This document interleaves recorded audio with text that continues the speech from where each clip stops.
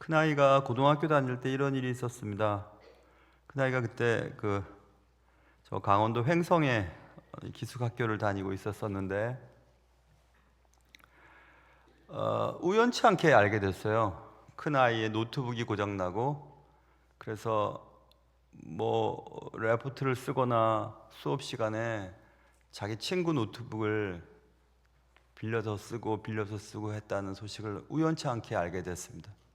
그 소식을 듣고 밤에 잠이 오질 않았어요. 너무 미안하기도 하고 안 되기도 하고, 또 얘기도 안 한 아들 섭섭하기도 하고, 아침 일찍 일어나서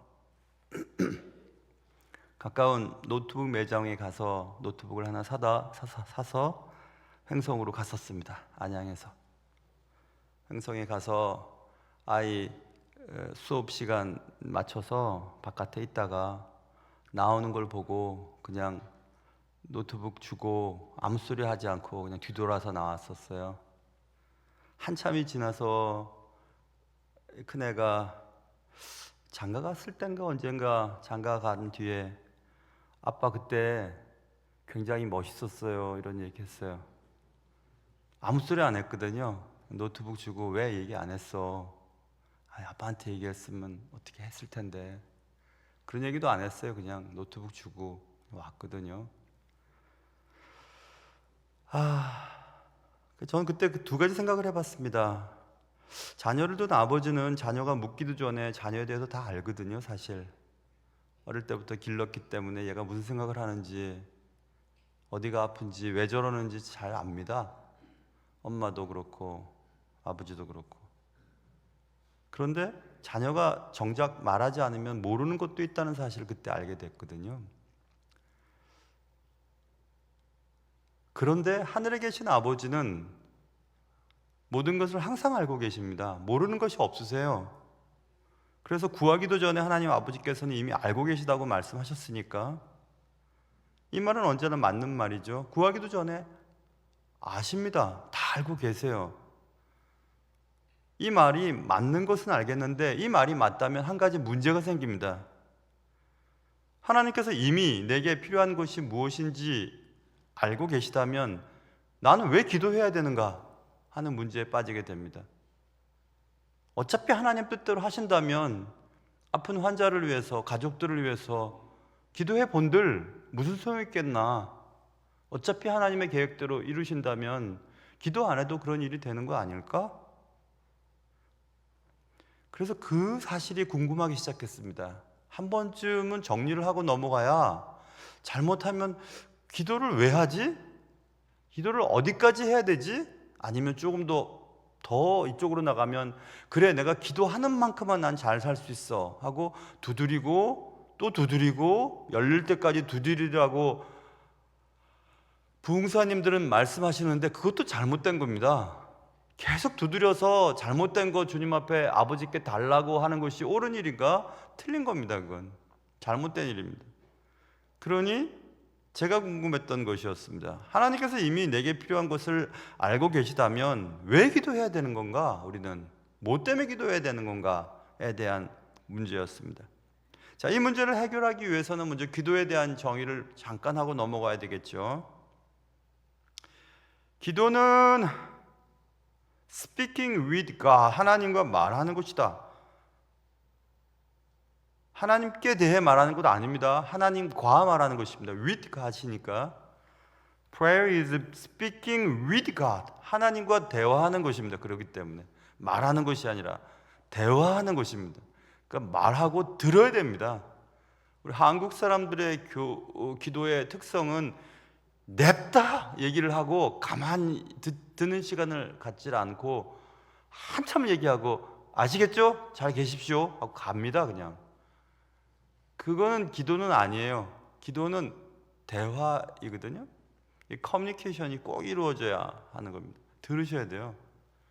어떻게 들리는데요? 마음에서 말씀하실 때도 있고 말씀을 통해서 말씀하실 때도 있고 꿈을 통해서도 말씀하실 때도 있고 환경을 통해서도 말씀하실 때가 있습니다. 들으셔야 됩니다. 환경을 보고 말씀을 쳐다보고 내 감정을 살펴보고 내 주위 사람들이 하는 말들을 들어보면서 하나님이 내가 이걸 하길 원하시는구나 라는 것을 들으셔야 되거든요. 안 들어요. Speaking with God, 하나님과 말해야 하는 겁니다. 대화해야 하는 겁니다. 누군가 대화가 끊어졌습니다. 나 저 사람과 말하기 싫어. 저 사람과 말 안 할 거야. 말하지 않는다는 것은 말만 안 한다는 뜻이 아닙니다. 관계가 끊어졌다는 얘기죠. 그래서 다시 말해. 저 사람과 말해. 그러면 그 말은 관계를 회복하라는 얘기입니다. 결국 하나님과 대화하지 않는다는 것은 하나님과 관계에 문제가 있다는 것입니다. 그래서 기도라고 하는 것은 단순하게 하나님께 무엇을 요청하는 수단으로서 작동하는 기능이 있는 것이, 도구로 사용되는 것이 기도가 아니고, 다시 한번요, 무엇을 요청하기 위한 수단으로서, 도구로서 사용하는 것이 기도가 아니고, 기도는 하나님과의 역동적인 관계를 추구하는 수단이다, 이런 말을 합니다. 기도론에 보면 not means of presenting request, 무엇을 요구하는 데 필요한 수단이 아니고 not means of pursuing relationship, 관계를 추구하는 도구, 수단이다.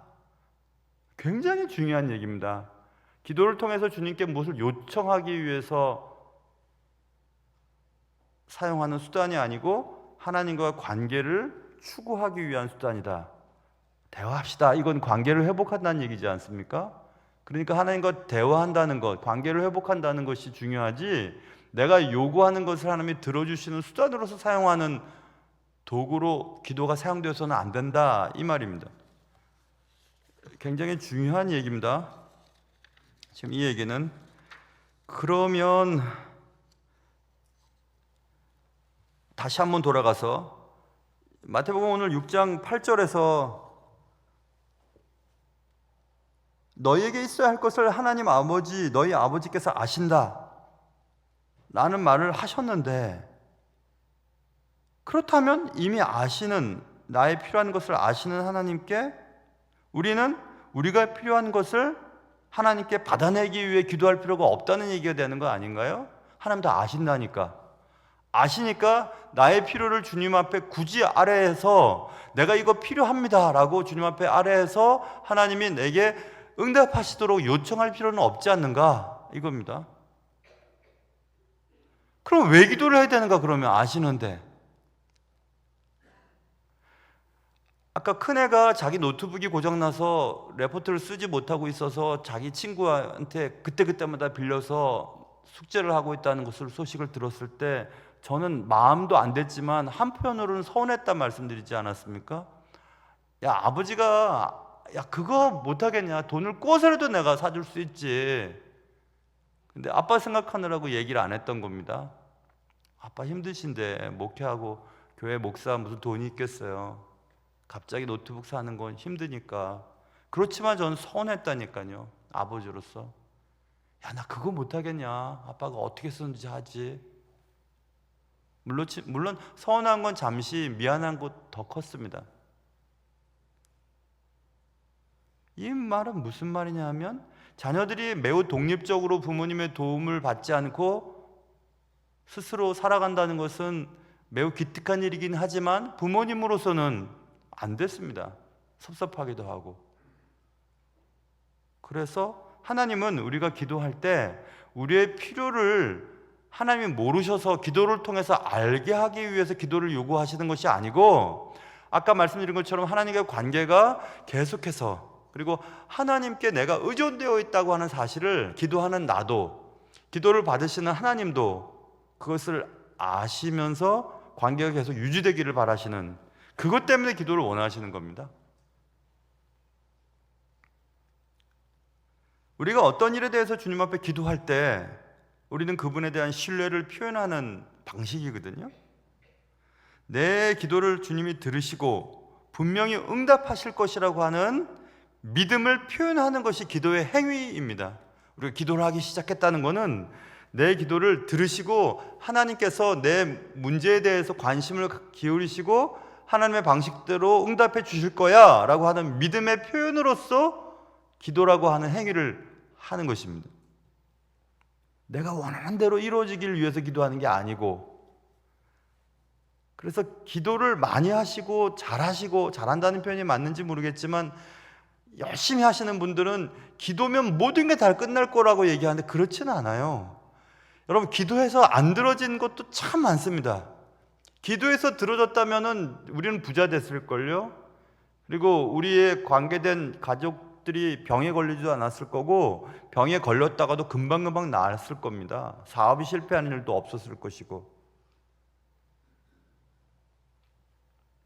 단지 기도는, 그래서 이런 글을 제가 읽었어요. 기도는 기회다. 이제 기회라는 얘기를 몇 가지 더 앞으로 하게 될 텐데, opportunity, 기회다. 뭐에 대한 기회냐? 하나님에 대한 신뢰를 나타내 보일 수 있는 기회다 이겁니다. 우리가 기도한다는 것은 하나님, 내가 하나님을 신뢰합니다, 하나님을 신뢰해요 라는 것을 하나님께 보여드릴 수 있는 기회로서 기도가 사용된다 이렇게 말하고 있습니다. 말을 많이 하면, 말을 자주 하면 말 안 해도 사실 압니다. 근데 말을 안 하면 알아도 모르는 척 할 수밖에 없어요. 말을 안 하니까 해줄 수는 없는 거고, 말을 하면 들어주고 싶고. 신뢰라고 하는 것은 바로 그런 거죠. 관계가 깊어지고, 그 관계가 깊어지면 말 안 해도 그 사람의, 상대방의 마음을 이해하게 됩니다.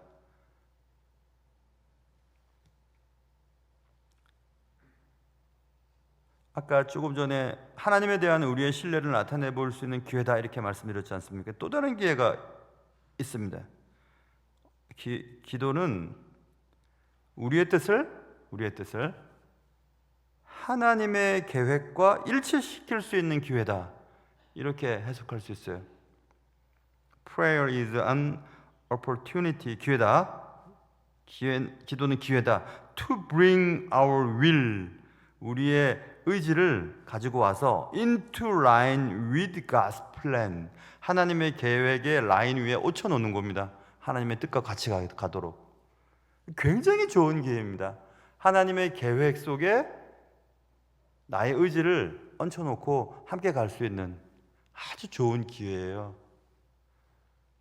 기도하지 않으면 하나님의 뜻은 하나님의 뜻대로 가고 내 의지는 내 의지대로 가기 때문에 하나님 앞에 섭섭하기도 하고, 왜 길이 이렇게 엉망이지? 성경에 써 있지 않습니까? 하나님은 우리를 위해 길을 열어 놓으시고 그 길을 가기를 기뻐하시지만 우리는 자기 뜻대로 하고 일이 안 되면 하나님께 원망을 하고. 그 기회라고 하는 것은 하나님의 큰 뜻에 이렇게 얹혀서 같이 가는 겁니다. 그럴 기회예요. 하나님의 계획 속에. 아주 너무 귀한, 이번에 제가 기도에 대한 책들을 쭉 읽으면서 좋은 것들은 제가 지금 받아 적어 놓고 써놨거든요. 되게 좋은 말이구나 이런 생각이 들었습니다.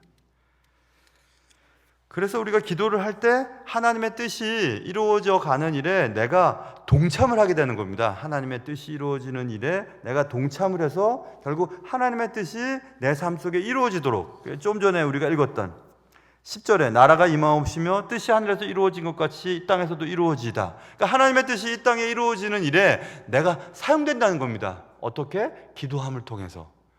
엄청나게 귀한 일입니다. 그래서 우리가 생각했던 일보다 훨씬 위대한 일들을 우리가 살아가는 동안 할 수 있게 되는 것, 그게 기도를 통해서 우리에게 이루어지는 굉장히 큰 축복입니다. 기도를 하지 않으면 하나님 뜻은 하나님 뜻대로 이루어져 가고 나는 내 마음대로 사는 겁니다. 그냥 내 마음대로 살다가 일이 안 되면 하나님을 원망하는 겁니다. 왜 하나님은 나를 돌봐주시지 않으셨어요? 이렇게. 영원한 하나님의 계획 속에 내 삶이 동참될 수 있는 굉장히 좋은 기회, 그거 기도하는 것. 여러분 한번 곰곰이 생각해 보세요. 굉장히 중요한 의미를 가지고 있습니다.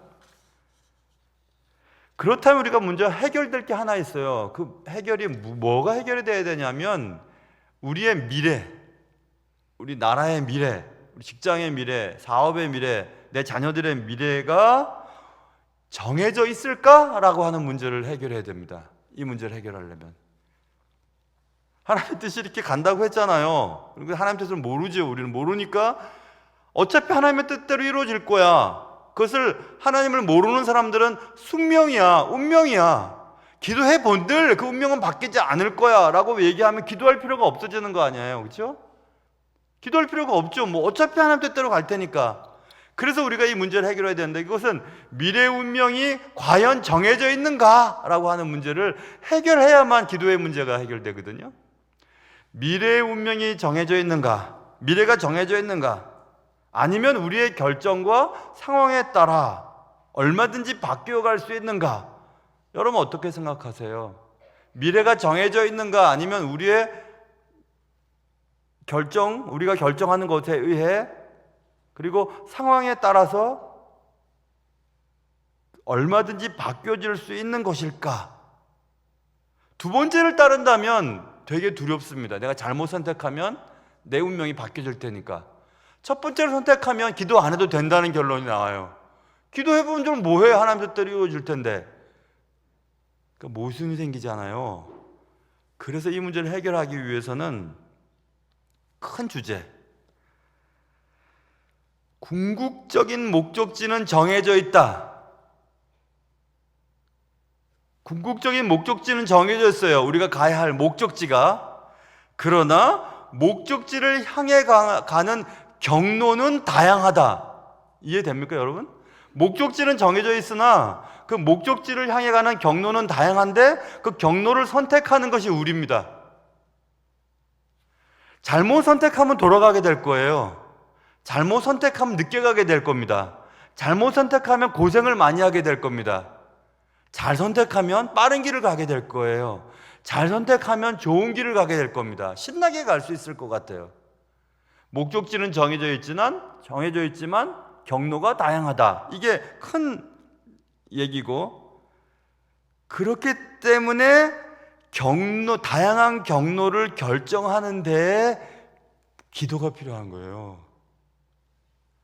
그래서 기도는 목적지를 다르게 하기 위한 것이 아니고 하나님의 뜻은 면면이 흘러가고 있지 않습니까? 흘러가고 있는데 하나님의 뜻을 이렇게 올라타잖아요. 아까 말씀드린 것처럼 그런 기회라고 했잖아요. 그러면 하나님의 뜻은 우리에게 가장 좋은 방향으로 움직일 거 아니겠어요? 그러니까 우리가 헤매지 않고 괴로워하지 않고 실패하지 않고 잘 갈 수 있는 겁니다. 기도만 잘한다면, 그때마다 기도만 잘한다면 우리가 가야 할 제일 좋은 방향을 따라서 갈 수 있는 거예요. 그래서 기도를 해야 된다는 거예요. 기도를 안 하면 안 된다는 겁니다. 어차피 목적지가 정해져 있는데, 맞아요, 정해져 있지만 경로가 다양하다니까요. 하나님이 사람의 길을 정하시고 그 길을 기뻐하신다고 했는데 사람은 미련하여서 그 길을 굽게 하고 하나님을 원망한다, 이런 말이 성경에 있지 않습니까? 아까도 말씀드린 것처럼. 그러니까 우리가 인생의 문제에 실패하고 어려운 일이 생기고 그런 것은 하나님의 목적을 의지하지만 경로에 대해서는 하나님 앞에 매달리지 않았기 때문에 발생되는 거거든요. 그래서 하나님은 우리의 기도를 통해서 조금 이따 한 번만 더 앞으로 나가면 사실은 목적지도 변경될 수 있어요. 성경에서 우리에게 가르쳐 주는 것이 있습니다. 목적지도 변경될 뿐만 아니라 그 목적을 달성하기 위한 수단을 얼마든지 변형시킬 수 있는 것이 기도를 통해서 가능합니다. 그런데 우리가 꼭 기억해야 될 것은 그 모든 목적지의 변경과 수단의 변경조차도 우리를 위해서 그렇게 하시는 거예요. 우리를 위해서. 자, 그래서 이제 하나씩 이제 들어가 볼 텐데, 그래서 또 다른 이런 말이 있습니다. 기도는 Prayer is an awesome은 너무 놀라운 거예요. awesome privilege라고 하는 특권이다. 너무 놀라운 특권이에요. 아까 말씀드렸죠. 목적지도 변경시킬 수 있고 목적지로 향해 가는 경로도 아주 멋진 경로를 따라 갈 수 있는 그 특권에 올라타는 그것이 기도라고 하는 겁니다. 그래서 그런 말을 했구나. 어떤 말? 데살로니가전서 5장 17절에 너희는 쉬지 말고 기도하라. 우리의 삶 자체가 어디로 튈지를 모르는 겁니다. 어떻게 될지를 모르는 거예요. 그러니까 우리가 숨을 쉴 때마다 기도하는, 항상 기도하고 숨을 쉬는 것처럼 기도하는 것, 이게 얼마나 중요한가. 그래서 내 호흡하는 것, 이렇게 호흡하는 것, 그리고 내 삶, 내 성공과 실패, 내 부와 권세가 어디에 의존되어 있는가를 계속해서 확인하는 겁니다. 기도를 통해서. 그러니 기도를 하는 자와 기도를 하지 않는 자의 삶이 달라요. 하나님과 관계가 딱 붙어 있는 삶과 하나님과 떨어져 있는 삶이기 때문에 삶이 자체가 다릅니다. 그래서 우리는 이런 기도에 대한 문제를 살펴볼 때에 옛 신앙의 선배들이 이 기도에 대해서 어떻게 정의했는가를 들여다볼 필요가 있습니다. 우리가 믿는 깔뱅, 프랑스 발음 깔뱅이죠. 칼빈이 말한 기도의 몇 가지 규칙을 이번 제가 공부하면서 요약을 해봤어요. 칼뱅에 있어서의 기도의 얘기는 이런 거였습니다. 우리의 삶 속에서, 그리고 하나님의 뜻을 발견할 때 우리가 보물을 발견할 것 같은 그런 기쁨을 누릴 수가 있어요. 하나님의 뜻이 이거였구나. 근데 그것을 발견하는 눈은 믿음이랍니다. 그걸 발견할 수 있는 것은 믿음이에요. 발견할 수 있는 건 믿음. 그리고 발견을 했으니까 이제 그 보물을 내 것이 되게 하기 위해 파내야 되지 않습니까? 파내는 게 기도라, 이렇게 말했어요. 믿음으로 하나님의 뜻을 발견하고 하나님이 원하시는 것을 알아냈습니다. 그러면 이제 그것을 내 삶 속에서 이루어지기 위해서는 기도를 해야 된다는 거예요. 봤는데 그래, 보물이네 저거. 그게 문제가 아니잖아요. 보물이 내 것이 되기 위해서는 파내야 되잖아요. 파내려면 기도를 해야 된다는 거예요. 그래서 기도는 믿음으로 발견한 보물을 파내는 것이 기도다, 이렇게 얘기했습니다. 믿음으로 우리는 하나님의 뜻을 발견했지만 기도하지 않으면 그것이 내게 될 수가 없다는 얘기예요. 그러니까 그래서 믿음과 기도는 함께 가야 되는 거고, 믿음이 있다고 하는 자는 기도해야 되고, 기도는 믿음으로 발견한 것들을 기도해야 된다는 거예요. 좀 이따 나옵니다. 그래서 기도는 말씀과 함께 가야 되는 거예요. 말씀이 약하면 기도가 딴 데로 가버려요. 딴 거를 팔려고 막 애를 씁니다. 말씀을 듣고 저거구나 하고 발견한 자는 거기에 관심을 가지고 거기에 달려들거든요.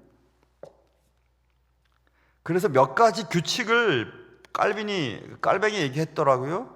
칼빈은 이런 얘기를 했습니다. 기도에 대한 몇 가지 규칙 가운데 이런 규칙입니다. 첫 번째 규칙, 우리가 기도할 때 내가 기도하는 대상에 대한 완전한 인식을 가져야 한다, 이 얘기를 했습니다. 내가 지금 기도를 하잖아요. 딱 눈을 감고 하나님 아버지 하고 딱 이렇게 섰을 때 하나님에 대한 완전한 인식, 하나님을 딱 인식하면 우리는 어떤 자세가 되냐면 하나님을 경외하고 숭배하지요. 쉽게 생각하지 않습니다. 하나님 앞에 딱 섰을 때 하나님 앞에서의 내 존재를 깨닫게 되고, 그래서 기도가 경박스럽지 않아요. 막 수다 떨면서 막 쭉 나가지 않습니다. 사실은 내가 지금 말하는, 그리고 내가 말하는 것을 듣는 대상이 누구신지를 분명히 알고 기도에 임하는 자는 내가 말할 때 듣는 자가 얼마나 위대하시고 얼마나 경외로우신 분이신지를 알아야 된다는 겁니다. 기도할 때. 그래야 기도할 때 우리의 영혼이 방황하지 않는다, 이런 얘기를 했습니다. 혹은 우리가 기도할 때 지루해하지 않는다, 이런 얘기를 합니다. 기도하다가 졸기도 하잖아요. 우리는 왜 그럴까? 우리가 기도의 대상에 대한 인식이 확실하지 않기 때문에 그렇다. 깔빈이 정확한 관찰을 했어요. 그래서 우리가 기도를 아무렇게나 하는 것은 하나님의 영광을 모욕하는 것이다, 이런 얘기를 깔뱅이 합니다. 또 다른 두 번째 규칙은 우리가 기도할 때 하나님이 허락하신 것만 구해야 한다 이렇게 썼어요. 이게 조금 전에 말씀드린 믿음으로 발견한 보물을 파내는 것이 기도라고 했잖아요. 그래서 하나님이 허락하신 것만 구하는 것이다. 이 말은 그러기 위해서 하나님의 말씀을 잘 알아야 된다, 이런 결론이 내릴 수 있어요. 말씀에 보물이 있으니까. 그래서 우리가 요한복음 15장 7절에 그런 말 있지 않습니까?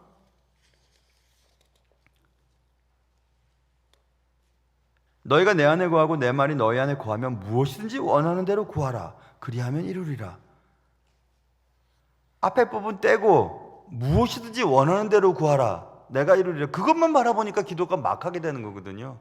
그 앞에 너희가 내 안에 거하고 내 말이 너희 안에 거하면 무엇이든지 원하는 대로 구하라 이렇게 돼 있잖아요. 말이 내 안에 거해야 그 말을 따라서 기도를 할 수 있는데, 내 말이, 하나님의 말씀이 내 안에 있지도 않아요.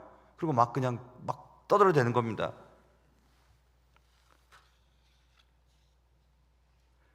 그런 일들이 너무 많습니다, 사실. 그래서 저도 말씀을 많이 하는 사람도 아니고 말씀에 대해서 해박한 지식을 갖고 있지도 못하지만은, 그러나 틀린 거는 알아낼 수는 있습니다. 말씀이 틀리다는 것은.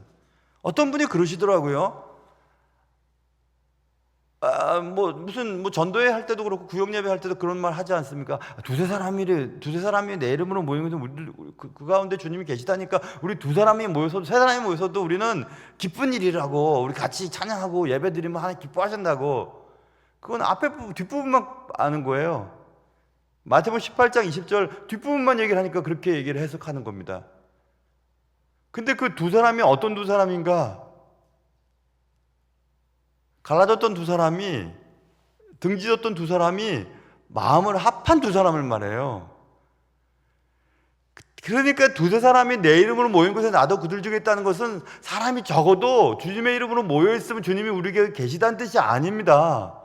수백만 명이 모여있어도 마음을 같이 하지 않은 수백만 명이 모여서 나는 그들 중에 있지 않다는 얘기가 더 강조가 된 거거든요.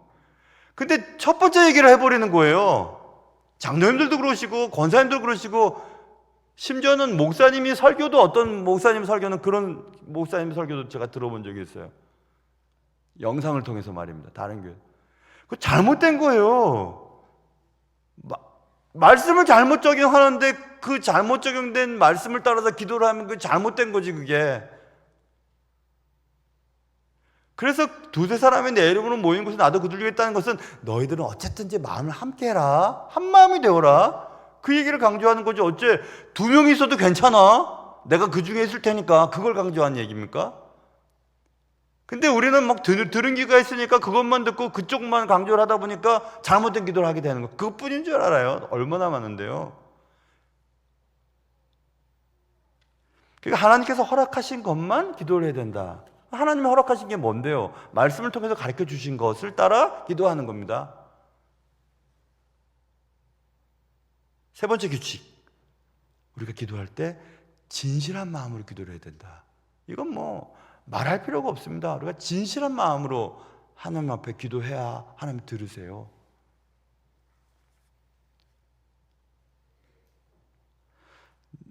마지막 네 번째 규칙은 항상 회개를 동반해야 한다.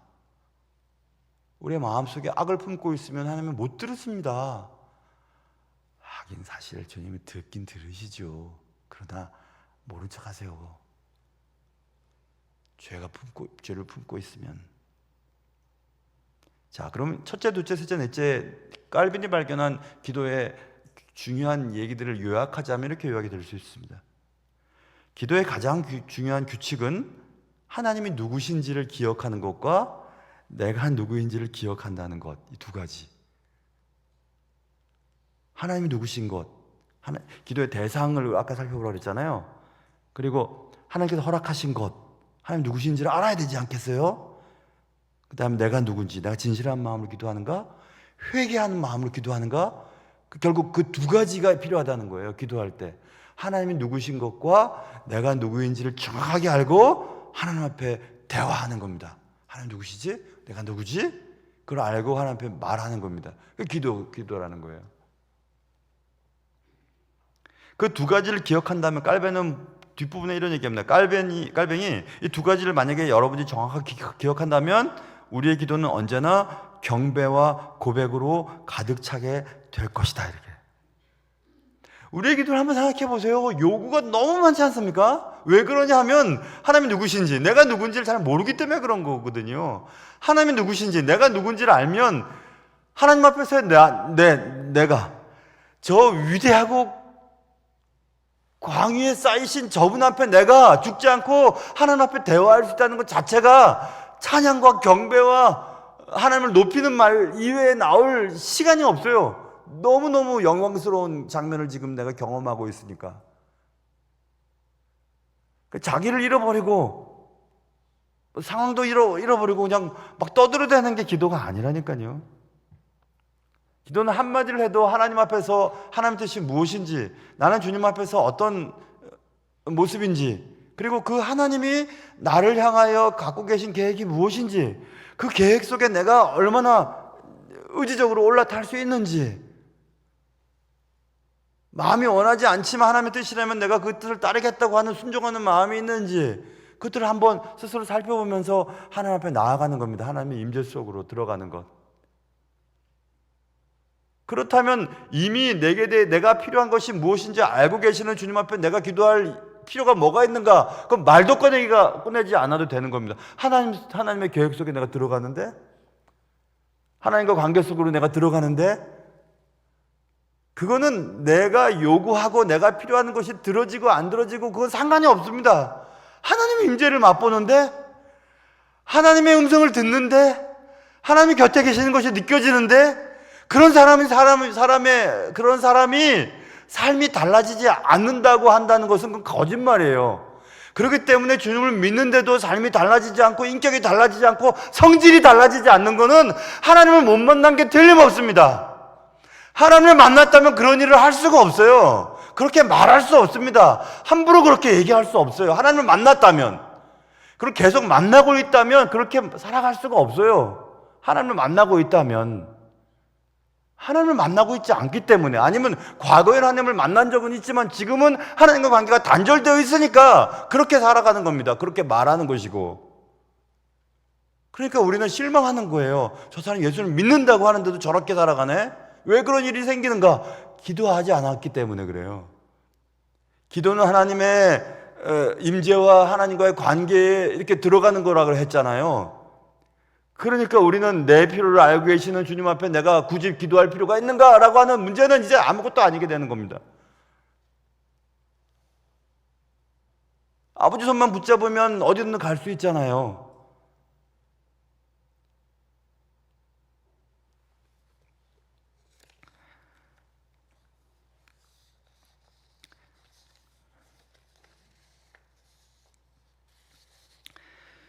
그래서 우리가 기도를 할 때 기도에 임하는 태도에 대한 생각을 해봐야 됩니다. 자, 한번 몇 가지 예를 들어서 설명해 볼게요.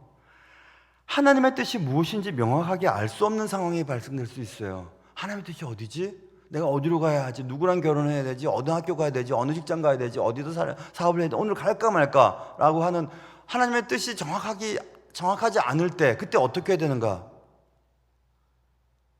저는 예전에 청년 때 저기 뒤에 집사람 앉아있지만은 제가 그렇게 기도했었어요.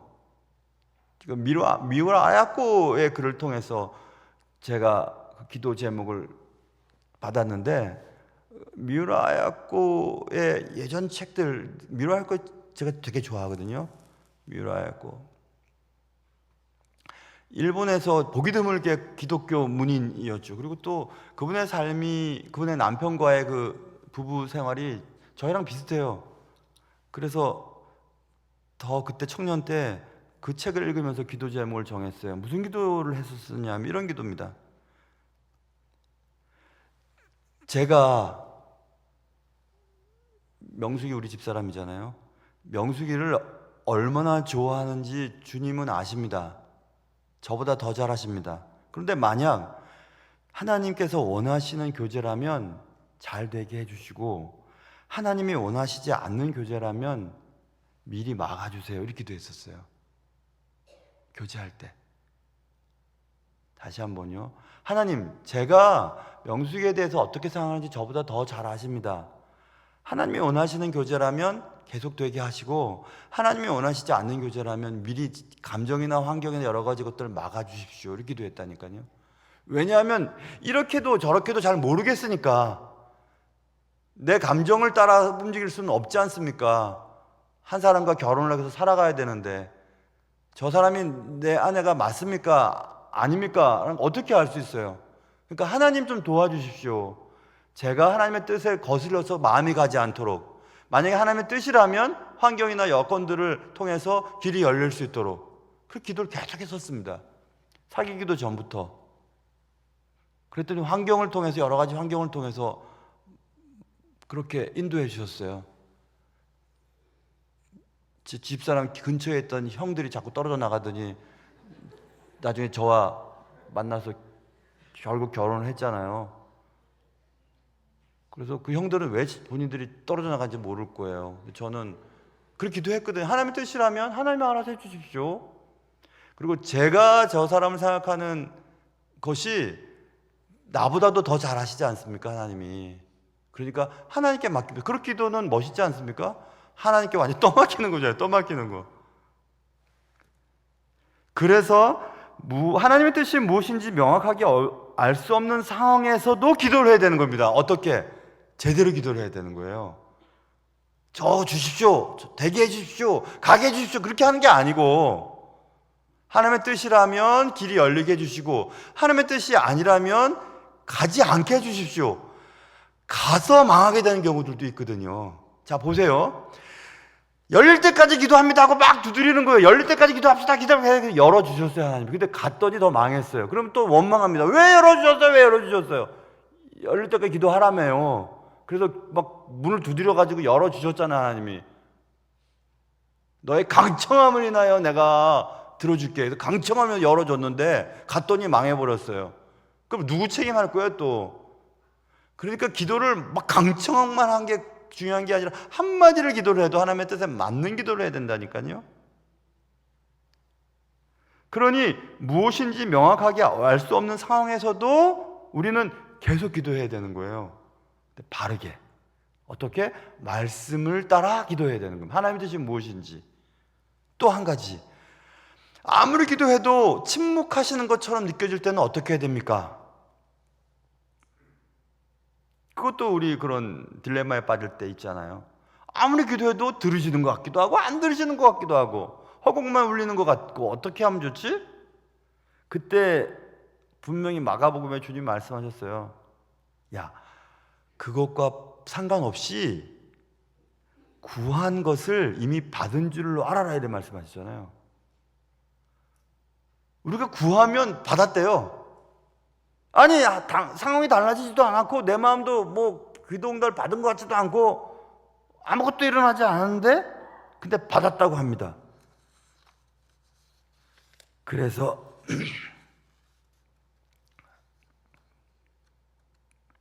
머릿속에 여러분 잘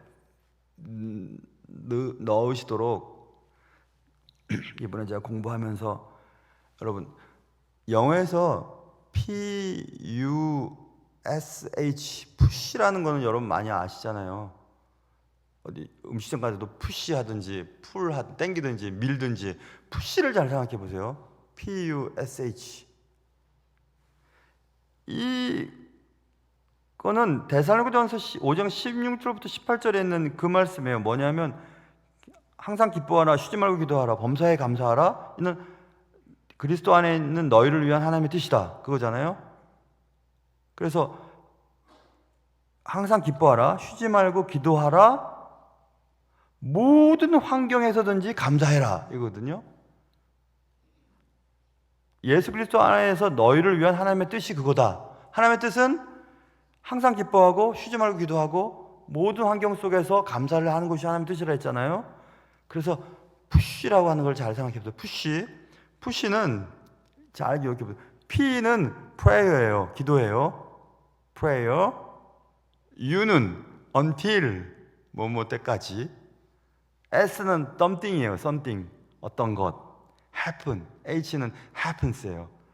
그러면 기도는 어떤 것이 일어날 때까지 하는 것이다. 근데 그 어떤 것이 일어나기 날 때까지 하는 것에서 그 어떤 것은 우리가 원하는 게 아니에요. 그건 내버려 둬야 돼요. 그래서 그 어떤 것이 뭐냐면 어떤 것이 일어날 때까지 하는 것이 기도인데 push prayer until something happened. 그렇죠? 그러면 그 어떤 것이면 우리가 기도할 때 하나님께서는 이미 받은 줄로 알아라 그랬잖아요. 그렇죠? 기도한 것은 받은 줄로 알아라 그랬죠. 그러니까 기도하면 분명히 그 응답이 있어요. 근데 그 응답은 yes. 맞아. 네 기도가 내 뜻에 맞다. yes. or no. 그거 아니지. yes or no. 그거 하나 더 있죠. 그 다음에 뭐 있어요? not yet. 아직은 아니지. 세 가지 중에 하나. 그래서 우리는 기도해야 되는 거예요, 여러분. 그래서 not yet은 아직은 아니지만 분명히 될 거야. 어떻게? 하나님의 뜻에 올라타야 되는 거예요. 그래야 하나님이 원하시는 목적지에 갈 수 있어요. 하나님이 원하시는 경로를 따라서. 좀 있으면 되는 거예요. 근데 거기서 그만둬 버려요. 그때는 쉬지 말고 기도하라는 말이 맞아요. 그걸 계속 기도해야 돼요, 그 문제는. 근데 노 해버렸는데 계속 기도하면 그건 화만 나요. 하나님 불편하게 만들고. 그래서 얻어낸 그 기도의 응답은 결국 날 망하게 만들어버려요. 그래서 계속 기도만 하는 게 중요한 게 아니에요. 계속 기도만 하는 게 사실 위험할 수도 있어요. 그래서 기도를 열심히 하는 사람들이 교만할 수가 있다니까요. 당신도 기도해보면 압니다. 이렇게 얘기합니다. 저한테도 그런 말 하는 사람들이 있어요. 목사님도 기도해보면 알 겁니다. 그럼 난 기도를 안 하는 사람인가? 난 그리고 쉽게 뭐 또 당신이 기도 안 해서 그렇습니다. 이렇게 얘기합니다. 왜 안 하겠어요? 자신의 문제를 자기가 제일 많이 기도하지. 쉽게 얘기할 게 아니라는 겁니다.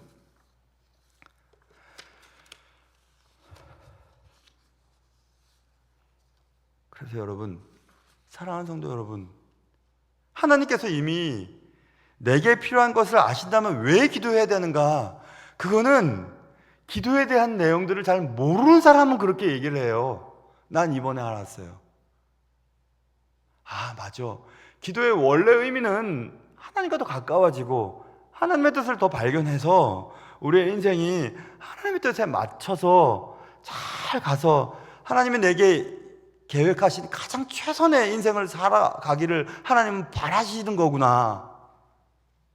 비록 인간의 아버지나 어머님은 자녀들에 대해서 잘 몰라요. 말하지 않으면 모르는 것들도 있습니다. 그러나 하나님은 다 아세요. 아, 그래서 주님이 야, 먹는 거 마시는 거 그런 걸 위해서 기도하지 말아라. 하나님의 나라와 의를 위해서 기도해라. 이 말을 하는 거구나 라는 걸 생각을 하게 됐어요.